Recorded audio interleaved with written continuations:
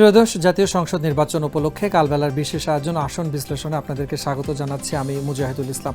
বাংলাদেশ জাতীয় সংসদে ৩০০টি আসনের মধ্যে থেকে নির্বাচিত যে আসনটি আমাদের আজকের পর্বের আলোচনায় থাকছে সেটি জাতীয় সংসদের ৪৩ নম্বর আসন চাঁপাইনবাবগঞ্জ ১। চাঁপাইনবাবগঞ্জ ১ আসনটি রাজশাহী, বাংলাদেশের রাজশাহীর যে অঞ্চলটি আছে সেই রাজশাহীর চাঁপাইনবাবগঞ্জের এই আসনটি চাঁপাইনবাবগঞ্জ জেলার শিবগঞ্জ উপজেলা নিয়ে গঠিত। সর্বশেষ আপডেটকৃত যে তথ্য আছে সেই তথ্য থেকে আমরা জেনে নিতে চাই কতজন ভোটার এবারে ভোট দিচ্ছেন। আমরা পরিসংখ্যানে দেখছি যে মোট ভোটার আছেন ৫,১৮১, যার মধ্যে পুরুষ ভোটার আছেন ২,৫৫,৩১৬, মহিলা ভোটার আছেন ২,৪৪,৮৬৫, অন্যান্য ভোটার শূন্য। এই চাঁপাইনবাবগঞ্জ ১ আসনটিতে এবারে প্রতিদ্বন্দ্বিতা করছেন মোট ৬ জন প্রার্থী, স্বতন্ত্র প্রার্থী শূন্য। প্রতিটি পর্বেই আমরা প্রার্থীদের রাজনৈতিক পরিচয়, তারা কে কোন প্রতীকে নির্বাচন করছেন তার বিস্তারিত জানিয়ে দিয়ে থাকি। সেই ধারাবাহিকতা আপনাদেরকে জানাবো যে এবারে চাঁপাইনবাবগঞ্জ ১ আসন থেকে কোন প্রার্থী কোন প্রতীকে নির্বাচন করছেন এবং তাদের প্রতিনিধিত্বকারী দল কোনটি থাকছে। মোহাম্মদ শাহজাহান মিয়া, যিনি বিএনপি থেকে ধানের শীষ প্রতীকে নির্বাচন করছেন। প্রতিদ্বন্দ্বী আছেন মোহাম্মদ কেরামত আলী, যিনি ১১ দলীয় জোটের বাংলাদেশ জামাত ইসলামের পক্ষে দাঁড়িপাল্লা প্রতীক নির্বাচন করছেন। মোহাম্মদ মনিরুল ইসলাম, ইসলামী আন্দোলন বাংলাদেশ থেকে হাত পাখার প্রতীকে নির্বাচন করছেন।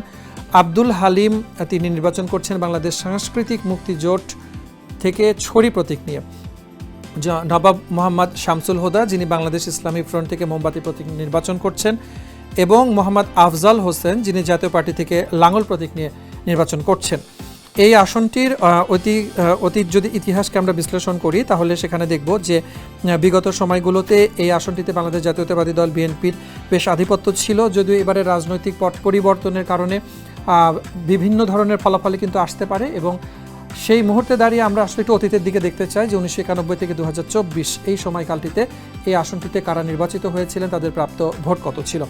২০২৪-এর সর্বশেষ ভোটে এখানে নির্বাচিত হয়েছিলেন ডক্টর সামিল উদ্দিন আহমেদ শিমুল, যিনি ৭৯,৮১২ ভোট পেয়েছিলেন বাংলাদেশ আওয়ামী লীগ থেকে নৌকা প্রতীকে।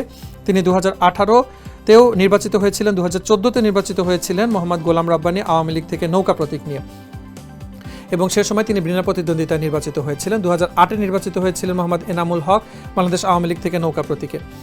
২০০১-এ এটি বিএনপির দখলে ছিল। ২০০১ এবং ১৯৯৬ এবং ১৯৯১, এই মানে ৯১ থেকে নিয়ে শুরু করে ২০০১, এই যে দশকটা, এই সময়কালে আসলে এটি বিএনপির দখলে ছিল এবং পরবর্তীতে যেটা আমরা দেখছি ফলাফল, সেখানে আওয়ামী লীগের আবার আধিপত্য ছিল। ২০০১-এ অধ্যাপক শাহজাহান মিয়া, তিনি নির্বাচিত হয়েছিলেন ৯৬,৭৪০ ভোটে। ১৯৯৬ তিনি পেয়েছিলেন ৯৩,১১৯ ভোট এবং ১৯৯১ তিনি পেয়েছিলেন ৬৫,৫৬০ ভোট। কি হতে পারে এবারে ত্রয়োদশ জাতীয় সংসদ নির্বাচনে, সেই ফলাফল দেখার জন্য আমাদের অপেক্ষায় থাকতে হবে ১২ ফেব্রুয়ারি পর্যন্ত।